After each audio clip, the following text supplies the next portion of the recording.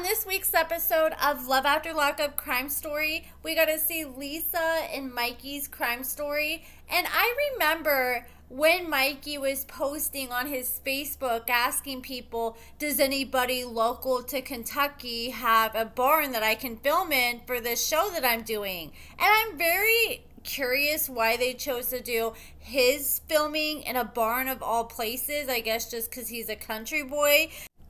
But the location they had Lisa doing her confessionals, WeTV did her dirty as hell for that by putting her in a freaking wig shop surrounded by a bunch of mannequin heads wearing wigs. So Lisa sits down and she revealed that she was raised by two parents who were on drugs.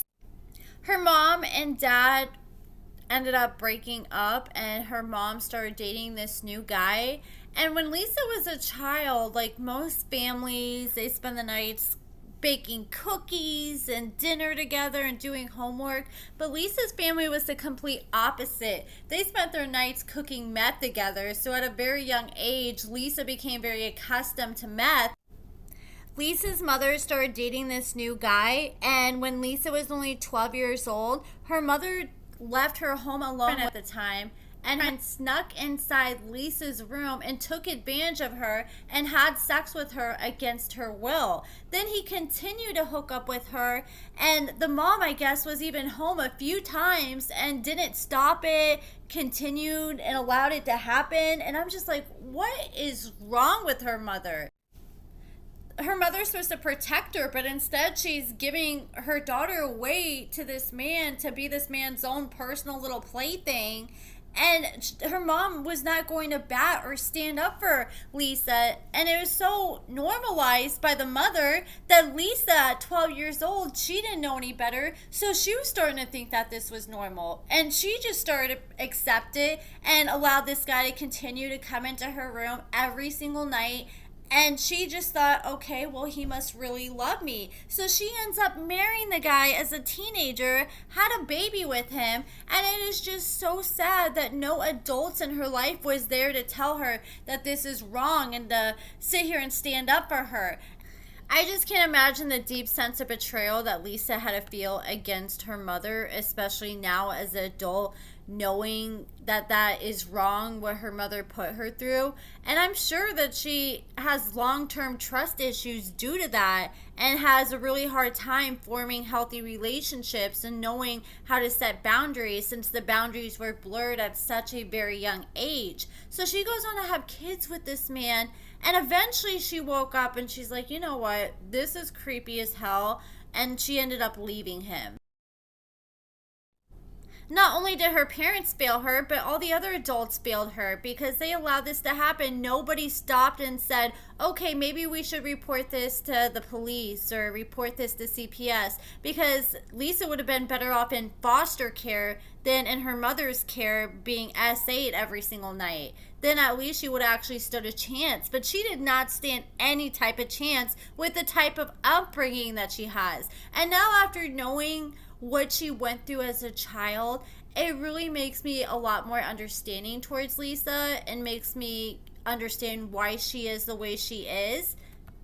And there's a lot of details in this episode that I had no idea about Lisa, like this whole relationship with this guy and what she went through at a young age. So after she ended up leaving that guy, she was hardcore into drugs. She was cooking meth, she was selling meth, and she went to her brother's house, and there was an abandoned house next door. So she just went to the basement, set up shop, and put a little light in there, and she started cooking meth. And one time she even started a fire and almost burned the whole house down.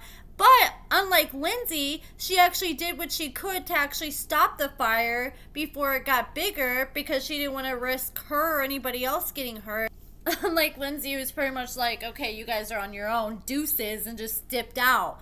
So Lisa was cooking all sorts of dope, and I actually believe that she was cooking dope because she sounded like she knew what she was talking about. Like, she knew all the terms, like you gotta burp it, you gotta do this and that. Like, when Lindsay was explaining all this stuff, I felt like she had no idea what she was talking about. She's like, oh yeah, I try to make it with this ADHD medicine. Then she just swiftly moved on after she said there's like a big fire, and even her friend was like, I don't remember you cooking dope. And she just didn't really go into detail about it, but Lisa knew all the lingo, all the details, how to do it step by step. And back then, that's when you could still go to the pharmacies and buy unlimited amounts of Sudafed. Now they have limits, they check your ID, they make sure that you only buy a certain amount within a certain time frame. But back then they didn't have those restrictions, so they were just making unlimited quantities of dope, and she was living real good. She said she was making thousands some days. Lisa didn't have a vehicle, so she was talking to someone and they're like, okay, well, how about you just go to the car dealership, tell them that you want to test ride a vehicle, and then you can go and you can test drive the car and just dip out and take it.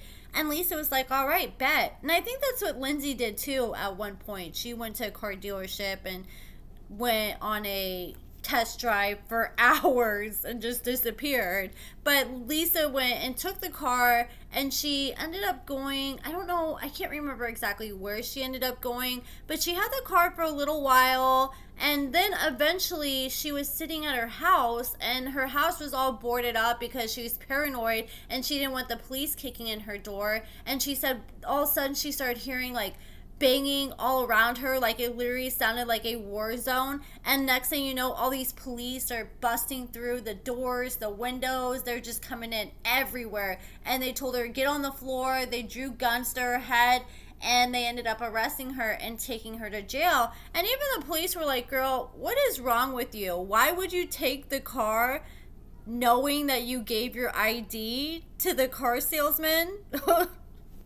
They took down the Crime Story episode off YouTube before I got a chance to rewatch it. So I don't know, I can't remember all the details, but she had several other drug arrests and she went to prison multiple times. Then she finally went to prison for they sentenced her to a hefty sentence. I want to say it was like 15, 20 years. But in Missouri, if you were a non-aggressive offender, then you only have to serve, I want to say 15% of that time, but I'm not entirely sure. It's something around then. So she only had to serve a couple years on that sentence. Then she got out and we saw her on the show. Then she was arrested after she had a probation violation and she went back to prison. And when she got that probation violation, she was sentenced to 20 years in prison for that. She only ended up doing like a year out of that sentence just due to Missouri, how much time they give you out of your sentence. And she has been out of prison since July of 2023. She's still currently on probation. She works as a property manager in Salem, Missouri, and good for her. I love to see that she's doing something legit, and I think that'll be really good for her. I hope that she's doing good since she's been out of prison, and I hope that she can turn it around. Like I said, I'm more understanding on why she's had a harder time and why it's taken her longer compared to most people, because she started at a younger age and it was more normalized for her. But I wonder what Stan, her ex, is up to nowadays. He doesn't really post too much on Facebook outside of stuff with family. I'm not gonna lie, I actually miss seeing Sam and Lisa on my TV screen. They always gave me a good laugh between their crazy, freaky talks about taking Stan to the basement and getting pegged, and Lisa acting like she was gonna go run off with her girlfriend. Like, it was always something with them. But that is it for this video, guys. Let me know what you guys think in the comments below. Give this video a thumbs up, subscribe, and thank you so much for watching.